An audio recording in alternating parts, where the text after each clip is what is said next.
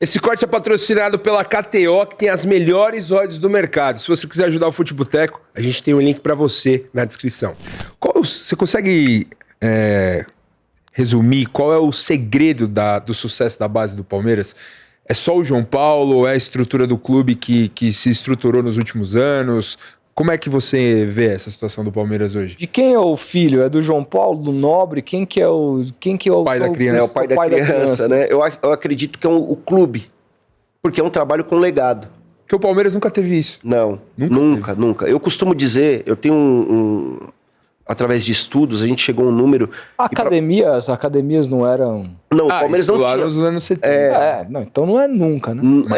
Mas não eram atletas de base, né? Na não grande eram, maioria. o Palmeiras não era. A academia comprava os atletas, a academia que eu achava que era a academia porque formava. A Ademir da Guia veio do Bangu. A Ademir da Guia veio do Bangu. Eu achava que era... Então, assim, não, o Palmeiras nunca teve DNA de base. Na verdade, a base no Brasil sempre foi algo muito empurrado. A partir da Lei Pelé, que deu segurança para os clubes, a partir da década de 2000, para que os clubes investissem na base e tivessem uma segurança, pelo menos mínima, para que os atletas fossem formados ali dentro da categoria de base. Uhum. Então, a partir do momento que isso se deu... O primeiro clube de destaque no Brasil de categoria de base, os primeiros clubes, foi o Santos e foi o São Paulo. Foram clubes que faturaram, os primeiros clubes a faturar bilhão com venda de atletas, né? Gerações incríveis, como de 2002, a geração de São Paulo 2005, 2006, com atletas formados no clube. E o Corinthians também foi um clube que formou muitos atletas, mas sem também um processo. Mas quando a gente vai estudar isso, a gente percebe que um plano de base tem que ter no mínimo 5 anos. É uma geração, que é a geração que começa a alojar a partir dos 13 anos até o 18, que faz a transição para a equipe sub-20.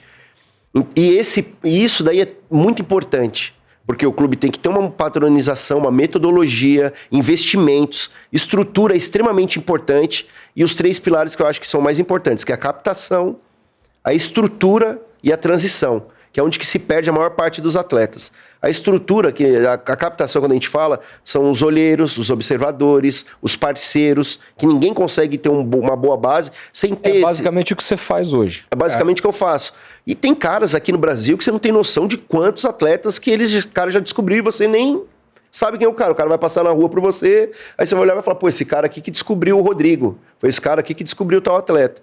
Que faz aquele trabalho que esses caras não ganham quase nada. Uhum. São caras que têm projetos sociais e escolinhas de futebol. É igual o falecido... Betinho. Que descobriu o Robinho e o Neymar. São caras que são deixados... São renegados, entendeu? Pelo mercado. O cara tinha que ter ficado milionário, a família tá bem. Sim, esse cara tinha que ter ficado milionário. Morreu pobre, velho. É porque o futebol... Não, a família Neymar nunca abandonou ele, tá? Por isso que eu falo. Eu respeito muito, cara, esses caras. Muito, muito. Porque quem esteve com eles lá no começo, eles nunca largaram a mão. Nunca. O Betinho nunca foi largado por eles. O Betinho trabalhava no Instituto Neymar. O filho do Betinho trabalha lá até hoje. Olha só, não sabia. Isso é interessante saber. Entendeu? O Neymar, a família, eles não abandonam quem estavam com eles ali. O Neymar não abandonou nunca nenhum amigo dele quando ele era ferrado lá na Praia Grande. Os amigos são os mesmos, entendeu? Aquela música do Drake lá, No New Friends. Os caras têm os amigos e eles mantêm. E esse é um sentimento que esses caras mantêm, a gente tem que respeitar também. Com certeza. Mas voltando à base, o plano do Palmeiras não foi algo que não foi pensado. O Nobre, a gente está falando de um cara bilionário que sempre teve uma cabeça muito boa e ele entendia disso. A maior base do Brasil que teve na década de 90 foi o Vitória da Bahia. Lá com o Nilton Macedo, que tem o Nilton Macedo... que tem o podcast Aprendendo Futebol. Não sei se você conhece. Um dos caras que saiu do Vitória, que é o meu ídolo, é Fábio Costa. Fábio Costa, Vampeta, Edilson. Um cara que eu amava jogando futebol, Alex Alves, que Deus o tenha no coração. O Alex Alves, né, o que jogou no Palmeiras, fazia capoeira, incrível. Júnior. Cara, o Vitória tinha a melhor base. Ganhou um prêmio, tá? Dida. Ganhou um prêmio. Pesado, hein? Sim, ganhou um prêmio como a melhor base da década, do mundo, o Vitória, na década de 90, de 2000. E o João Paulo esteve lá durante muito tempo com o Nilton trabalhando. Então, quando ele traz o João Paulo, não foi à toa. Olha aí. Ele trouxe um cara que já tinha feito acontecer as coisas lá dentro do Vitória, formando diversos atletas. E é um cara que tem o cheiro do campo. O cara, para ser gestor de base, ele tem que ter o cheiro da grama. Tem que gostar de pisar na grama, ir assistir jogo, acompanhar. O João Paulo é esse cara. O João Paulo Sampaio. Ele é esse cara. Ele é esse cara. Ele é um cara que é observador. Hoje, se você for olhar os melhores gestores de base hoje do Brasil, eram caras que eram observadores técnicos. Era um cara que captavam atletas, né? Você vê o Luiz Cláudio, que também faturou mais de 1 bilhão com o Flamengo. O Luiz Carlos, ele hoje está no Atlético Mineiro de gestor. Ele saiu do profissional do Flamengo para virar gestor de base no Atlético Mineiro, porque é um cara que era observador. Então você vai olhar, é um cara que tem um trabalho fantástico. Né? Você vai olhar o João Paulo Sampaio, é um cara que tem um trabalho incrível, né?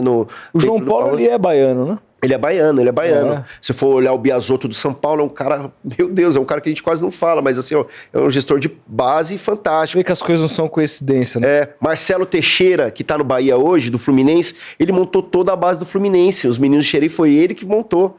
Que é outra base foda, fantástica. Né? Foi ele que fez e hoje ele tá no Bahia. Então, quando a gente vai olhar o trabalho que foi feito no Palmeiras, eles investiram em estrutura, construíram um CT... Eles construíram o centro de treinamento ali, deram uma estrutura muito boa para ele trabalhar. Eles têm um hotel onde os moleques todos ficam alojados. Eles têm parceria com escolas, com uma escola privada que os meninos estudam lá nessa escola. Isso aí. Então, e captou muito bem. E capta muito bem. Então esse é o trabalho, né? O trabalho de captação, formação. Só que se não tiver a transição, que é onde que se perde os talentos. Eu tenho um estudo ali que mais ou menos dos 3 mil atletas que jogam a Copa São Paulo, só 50 vão jogar em clubes grandes. Cara, 50? 50. Isso representa o quê de porcentagem? Se 1% é 0,5%. 50 vão jogar em clubes grandes. Se 1% de 3 mil é 300. Clubes grandes, estou falando clubes grandes do Brasil, top 3 do Não, Brasil. é menos de 0,5%. 0,2%. Eu tenho esse número exato ali, depois eu vou passar eu ali. sou péssimo de matemática, mas é menos de menos. Mas é que eu tenho um número, não é 50, é um pouquinho mais, eu acho que é 75, para não chutar. Então Mas é baixo, é menos de 5%. Entendeu? É o mesmo número, Felipe e Rodolfo, quando a gente vai falar de transação de jogadores. O Brasil vende muito, cara. O Brasil hoje tem 1.400 atletas atuando fora do Brasil. Sabe quantos por cento desses atletas envolveram dinheiro numa negociação? Quantos? Menos de 8%. A maior parte desses atletas, 90% dos atletas que saem do Brasil, ou saem sem custos, ou saem de maneira amadora ou semi-amadora. Então é uma grande... A gente vende uma história que não existe. A gente analisa o futebol do alto da pirâmide. É isso que acontece. Então, quando a gente vai olhar desse ciclo, o que é um ciclo virtuoso dentro do futebol? É o clube que capta o atleta, forma esse atleta, porque também é outra briga que eu tenho. Formação é diferente de lançar. Formar o atleta é quando você capta um atleta, pelo menos no sub-15, sub-17. Esse atleta tem 3, 4 anos dentro da base do clube e depois ele faz a transição para a equipe profissional. Você formou o atleta. Aí você pegou um atleta que jogava no Desportivo Brasil, eu contratei ele no sub-20 com 18 anos e com 20 ele subiu para a equipe profissional. Você lançou esse atleta, porque ele já passou o processo de formação. Então são duas coisas que também são diferentes, que muito clube vende. Eu formei. Não, você não formou o atleta. Você pode ter feito parte da formação final dele. Mas o que a Europa faz hoje? Contrata o menino para ir com 18 anos do Brasil para lá, para fazer o final da formação dele ali, 18, 19, 20 anos, e aí depois ele fazer a transição para a equipe profissional. Vini Júnior, o Endrick. Tem muita gente falando, o Endrick vai sair do Real Madrid, não vai. O Endrick, ele vai terminar o processo de formação, ele tá terminando ali. O banco é para ele, é para isso. Sentir o jogo, entrar num jogo, não bater um pênalti. Tudo isso vai fazer bem para ele. Vitor Reis agora. Vitor Reis, são atletas que vão passar por isso. Então eu acredito muito que o processo de base é esse. Né? Você investir numa pessoa, independentemente do presidente que esteja lá, o cara vai permanecer. Que esse modelo estatutário também é ruim nisso. Só que clubes de SAF também demitem muito treinadores de base, porque quer levantar o título. Eu quero o título. O treinador de base, muitas vezes ele entra na base para ganhar o título do 15, para ele subir para o 17. Do 17 para subir para o 20. E depois ter uma oportunidade no profissional. Então ele vai preferir o atleta forte, grande, para ele ganhar o título. Só que quando chega lá na ponta da pirâmide, ou no funil, não é o maior, né? Tem uma frase que eu gosto que tem um quê de darwinismo no futebol. Não é o maior e nem o mais forte que chega. É o que mais treina, é o que mais se prepara. E o que também tem o fator sorte. Então aquele atleta que é forte, grandão, não necessariamente ele vai chegar na hora que igualar e ele vai conseguir jogar, performar. Aí chega na hora aquele que era o mais magrinho, que tinha um desenvolvimento um pouco mais tardio, é o cara que consegue jogar, é o cara que vai chegar.